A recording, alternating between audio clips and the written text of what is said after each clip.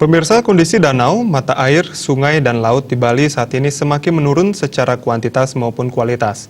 Padahal air bagi masyarakat Bali berfungsi sebagai sumber kehidupan dan bahkan menjadi sarana upacara keagamaan.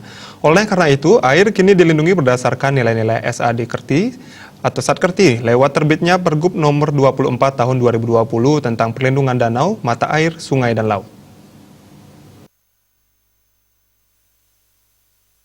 Gubernur Bali Wayan Koster menyampaikan, saat ini sumber mata air makin berkurang karena penebangan pohon sudah tidak bisa dikendalikan lagi. Menurut Koster, jumlah sungai yang mati dan setengah mati kini semakin banyak. Itu artinya sungai yang masih memiliki air sudah semakin berkurang. Bali pun terancam kesulitan air untuk irigasi dan kepentingan kehidupan lainnya. Tak hanya sungai, danau juga semakin rusak, tercemar dan airnya semakin berkurang. Kemudian laut pun semakin kotor akibat pencemaran dan sampah. Keberadaan sumber-sumber air sebagai kebutuhan dasar manusia ini harus dijaga dengan baik. Koster menambahkan Pergub nomor 24 tahun 2020 menerapkan nilai-nilai kearifan lokal Satkerti. Warisan leluhur di Bali ini dikatakan betul-betul bermanfaat dan sepantasnya diterapkan dalam menjalankan pembangunan secara skala dan niskala.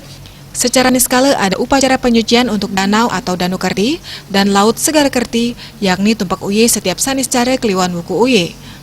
Ada pula tumpak warige untuk tumbuh-tumbuhan wana kerti setiap saniscara kliwon wuku warige. Gubernur Koster mengaku akan menjadikan ritual ini sebagai gaya hidup baru di Bali. Dalam Pergub telah diatur mengenai upacara penyucian tingkat alit yang dilaksanakan setiap 6 bulan kalender Bali oleh desa adat. Selain itu, setiap 5 tahun kalender Bali dilaksanakan upacara penyucian tingkat utama oleh Pemprov Bali. Selain oleh Pemprov Bali, masyarakat juga dapat melaksanakan upacara penyucian sesuai dengan dresta setempat. Tata cara pelaksanaan upacara penyucian mengacu pada sastra atau dresta serta diselenggarakan secara serentak di seluruh Bali.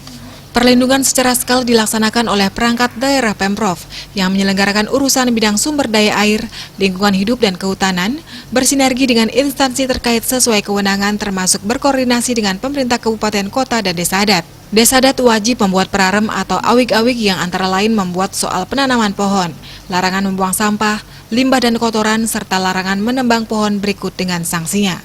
Setiap pengusaha yang memanfaatkan danau, mata air, sungai, dan laut juga diwajibkan melakukan perlindungan secara skala niskala. Bali Pos melaporkan.